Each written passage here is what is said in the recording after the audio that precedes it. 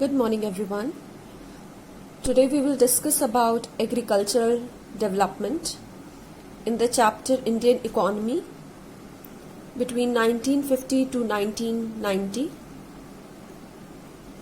So in agricultural development, at the time of independence, the land tenure system was characterized by intermediaries like zamindars who used to collect lagan from the tillers of the soil. So lagan was charged at the time of independence, and there was low productivity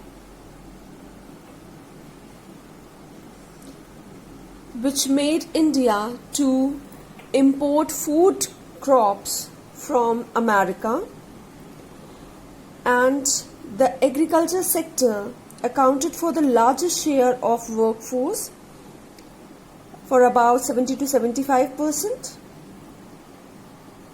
So that means from the beginning of the first 5-year plan, agriculture development was focused. So here, in this part, agriculture development, what are the measures which were taken to promote or to you can say that for the development of agriculture sector. So we will discuss about the measures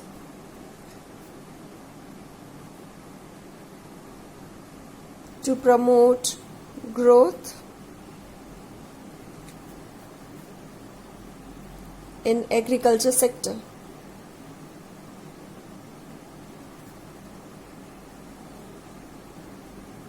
What are the measures which were taken by the government in order to bring growth in the agriculture sector? As you know, growth is one of the goals of 5-year plan or of economic planning. आपने पढ़ा 4 focuses of 5-year plans. Among them, the first one was your growth, right? So here, the measures which were taken was, first thing, land reform. ठीक है, land reform यानी जो ownership थी lands की, उसमें change लाने की जरूरत थी, तो इसलिए गवर्नमेंट ने लैंड रिफॉर्म किया. ठीक है, it involves change in ownership of land holdings to abolition of intermediaries and land sealing. Land reform का क्या मतलब है? जो जमीन थी, जो खेत थे जिन पे खेती की जाती थी, एग्रीकल्चर किया जाता था, उस जमीन को अब रिफॉर्म की जरूरत थी, यानी फिर से उसका फॉर्मेशन हो. तो कैसे, किस तरीके से उसका फॉर्मेशन, उसके डिस्ट्रीब्यूशन को चेंज किया जाए. ठीक है, तो गवर्नमेंट ने मेजर लिया लैंड रिफॉर्म का. ये 2 तरीके से लैंड रिफॉर्म हुआ, एक हदबंदी और एक चकबंदी. ठीक है, एक हुआ लैंड सीलिंग और एक हुआ कंसोलिडेशन ऑफ लैंड.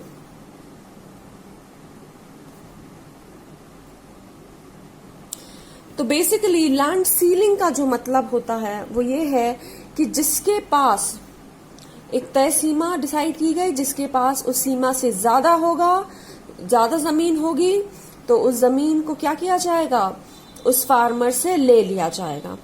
ठीक है, जनरली बिफोर इंडिपेंडेंस जो थे जमींदार्स थे जो लगान कलेक्ट करते थे ब्रिटिशर्स के लिए, तो वही आफ्टर इंडिपेंडेंस भी वो जमींदार्स थे और उनके पास बहुत ज्यादा एग्रीकल्चर लैंड हुआ करती थी. ठीक है, और ये कैसे हुआ करती थी, क्योंकि जब गरीब किसान जो है उनसे पैसे लेने जाता था तो वो पैसे देते थे और इतना ज्यादा उस पर ब्याज लगाते थे कि जब वो किसान पैसे वापस नहीं कर पाता था, तो उस पैसों को जब वो वापस नहीं कर पाता तो क्या करते थे, उसके बदले जो उन्होंने जमीन रखी थी वो जमीन को ले लिया करते थे. तो इस तरीके से जो आपके जमींदार थे उनकी जमीन जो है वो बढ़ती चली जाती थी। सो लैंड सीलिंग का मतलब जिसके पास तय सीमा से ज्यादा जमीन होगी तो उसको गवर्नमेंट ले लेगी, दैट इज लैंड सीलिंग, चकबंदी। ठीक है।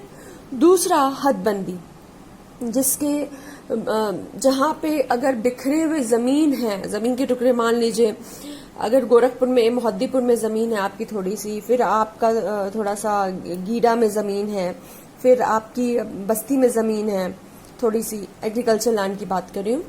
ठीक है। तो इस तरीके से अगर बिखरी हुई जमीन है तो इन सारी बिखरी हुई जमीनों को एक जगह मिला के आपको एक प्लेस पे लैंड दे दिया जाएगा, इन सारी जमीनों को मिला के। ठीक है।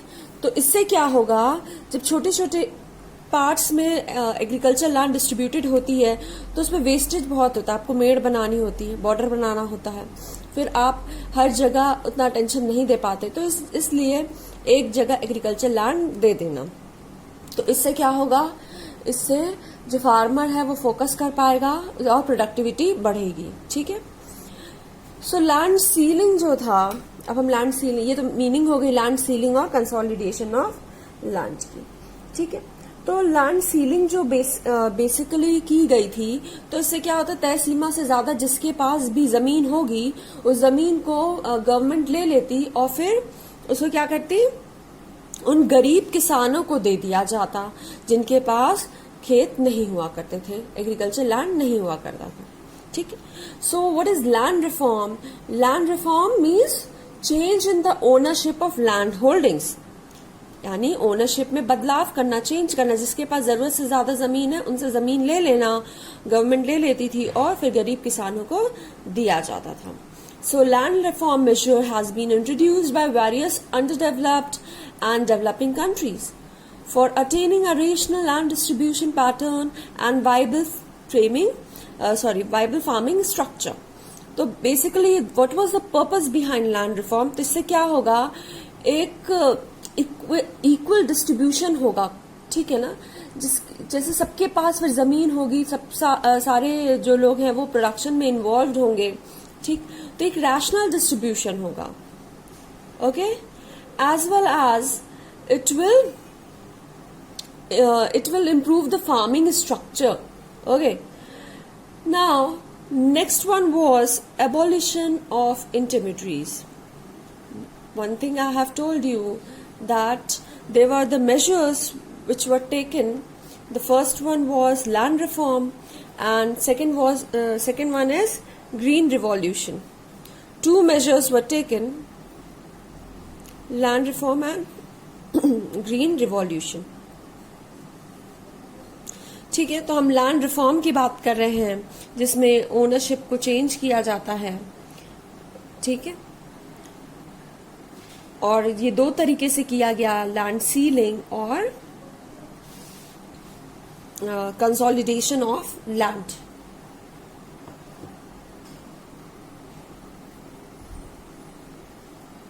एबॉलिशन ऑफ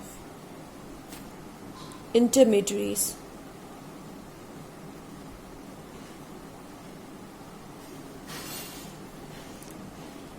ठीक है। So Indian government took various steps to abolish intermediaries and to make tillers the owners of the land.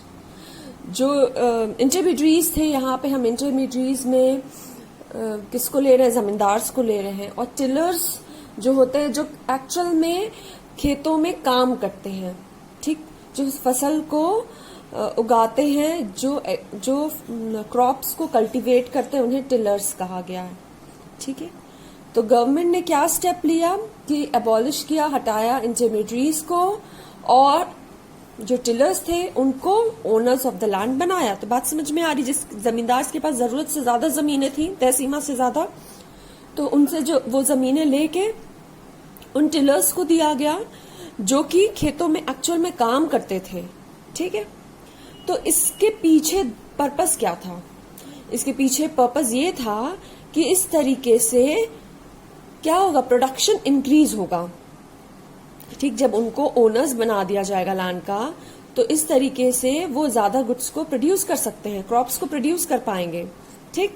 अब उनके पास पैसे कहाँ से होंगे? क्योंकि ये भी एक प्रॉब्लम थी कि जमीन तो दे दिए, पर पहले भी तो यही दिक्कत थी ना कि उनके हाथों से जमीन कैसे गई थी, क्योंकि उन्होंने लोन दिया था, उनके पास पैसे तो थे नहीं। कैपिटल की भी तो रिक्वायरमेंट है, क्योंकि आपको वाटर चाहिए, फिर उसके बाद आपको सीड्स चाहिए, है ना, तो तमाम तरीके के इनपुट्स चाहिए। तो इसके लिए गवर्नमेंट ने, फर्दर मैं पढ़ाऊंगी, बैंक को सेटअप किया जो कि उन फार्मर्स को लोन देते थे। ठीक है, तो इस तरीके से लगभग नियर अबाउट 200 लाख टेनेंट्स थे, उनको क्या मिला था, उनको लैंड की ओनरशिप मिली थी थ्रू गवर्नमेंट। ठीक है, by this, because of this land sealing, or you can say through land reform, the output were increased. That means जो हम यूएसए से गुड्स को इंपोर्ट कर रहे थे वो कुछ कम हो गया था। ठीक है, जो प्रोडक्टिविटी थी वो बढ़ी थी। ठीक, लेकिन जो एक पर्पस था कि इक्वल डिस्ट्रीब्यूशन होगा लैंड का through land reforms, this was not fully achieved through land ceiling and consolidation, that is हदबंदी एंड चकबंदी।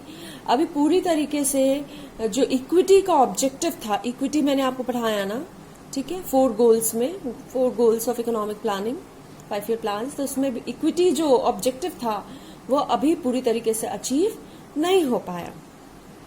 ठीक है, क्योंकि कुछ एरियाज में जो थे वो जमींदार थे, वो अभी भी क्या करते थे, उनके पास अभी भी बहुत सारी जमीन थी, क्योंकि आप जानते हैं जो हमारा स्ट्रक्चर है उसमें कुछ न कुछ लूप होल्स हैं, कुछ कमियां हैं, जिसका फायदा उठा के वो क्या करे, जो जमींदार थे वो कंटिन्यू कर रहे थे, उनके पास अभी भी बहुत ज्यादा जमीन थी। ठीक, फिर उसके बाद कुछ जमींदार क्या करते थे, उन्होंने अपनी जमीनों को अलग अलग पर्सन्स के नाम पे ट्रांसफर कर दिया, और बाद में फिर तो इस तरीके से शो किया कि उनके पास कम जमीन है, अलग अलग पर्सन को डिस्ट्रीब्यूट कर दिया। एक जमींदार उसने अलग अलग अपने रिलेटिव्स को थोड़ी थोड़ी जमीन ट्रांसफर कर दी, और बाद में फिर उनसे क्या किया, जमीन को ले लिया। तो गवर्नमेंट को तो लगा कि इनके पास लिमिटेड लैंड ही है, तो लैंड सीलिंग नहीं हो पाई उनकी।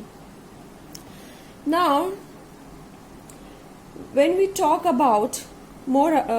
talk more about the land sealing, so the purpose of land sealing was to reduce the concentration of land ownership in few hands. ठीक है, I hope this is clear, land sealing. Now let's talk about green revolution, the another measure which was taken to promote growth in agricultural sector.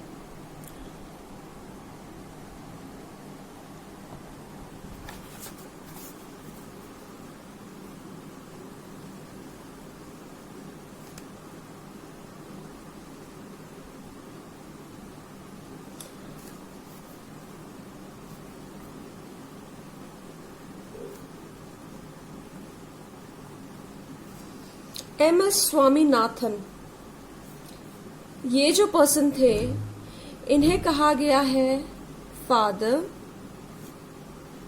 Of green revolution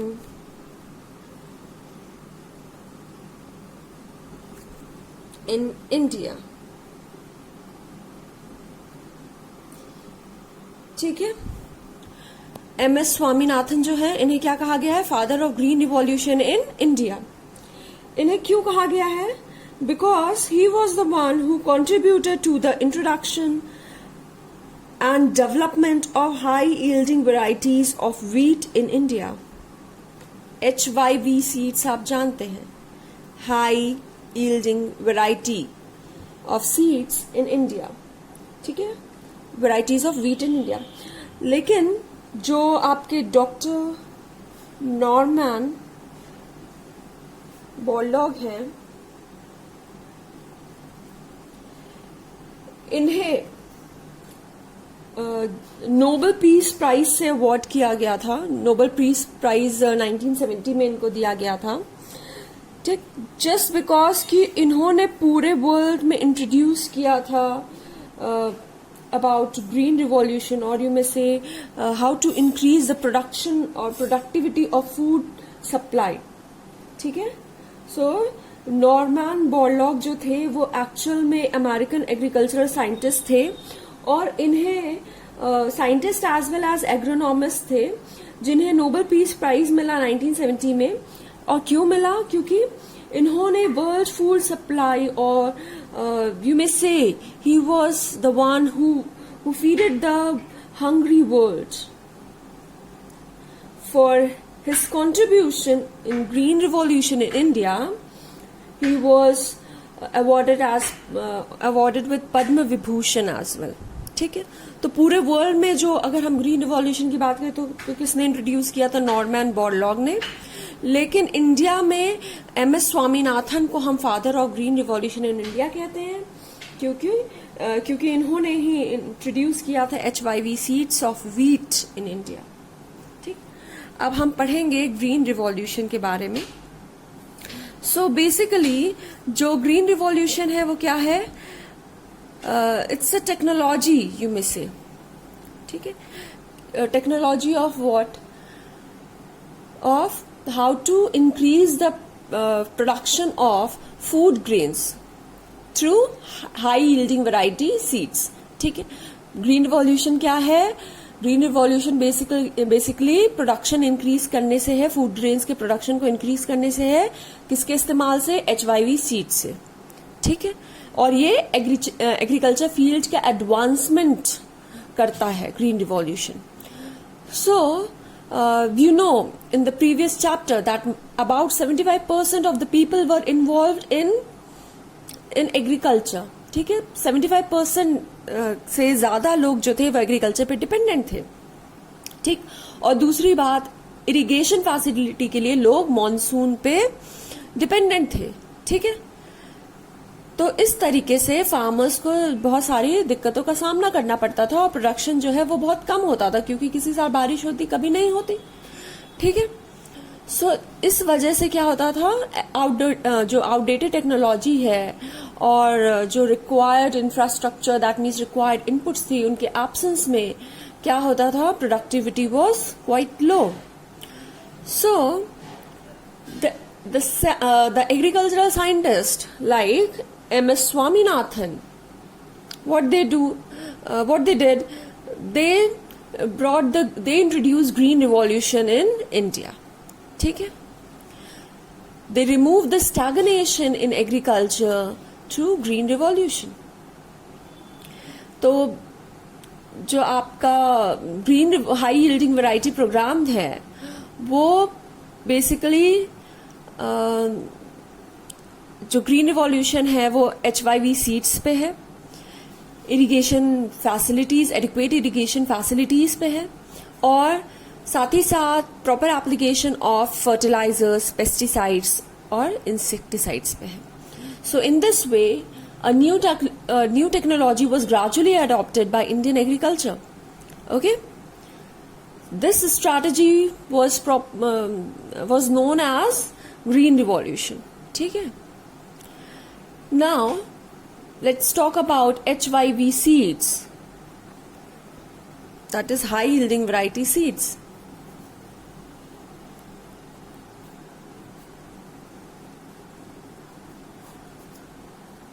जब हम HYV seeds की बात करते हैं तो ये ऐसी सीड्स होती हैं जो जिनमें प्रोडक्शन की जो कैपेसिटी होती है वो ज्यादा होती है।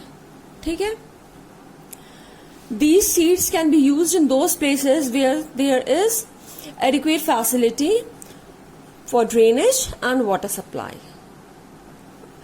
And in comparison to the ordinary seeds, these seeds needed heavy doses of fertilizers.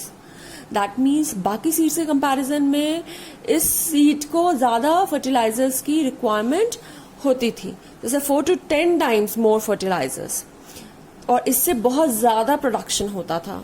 ठीक है, प्रोडक्टिविटी बहुत ज्यादा होती थी। सो इससे जो इंडियन फार्मर्स थे उनकी जो प्रोडक्टिविटी थी वो बहुत ज्यादा इंक्रीज हो जाती थी। ठीक, तो इस तरह से हम कह सकते हैं। आपके देखिए ग्रीन रिवॉल्यूशन जो है बहुत ही ज्यादा शॉर्ट में दिया है इस चैप्टर में, क्योंकि हम बेसिकली एग्रीकल्चर डेवलपमेंट पे फोकस कर रहे थे। और बाद के जो चैप्टर्स है उसमें ग्रीन रिवॉल्यूशन डिटेल में दिया है, agriculture diversification in India in chapters में डिटेल में दिया है। अभी फिलहाल जो HIV सीड्स था वो यही था कि इसका इस्तेमाल करके जो प्रोडक्टिविटी है उसको इंक्रीज किया गया। एंड अभी हम इसमें फर्दर जो पार्ट्स होते हैं, that is diversification of cropping pattern, horticulture sector, diversification towards horticulture sector, ये सारी चीजें जो है बाद में डिटेल में दिया है। तो अभी हम उसको नहीं डिस्कस करेंगे क्योंकि वो भी ग्रीन रिवॉल्यूशन का ही पार्ट है, तो हम उसको अभी नहीं पढ़ेंगे। Just this much is in your portion in second chapter, so you read till here only.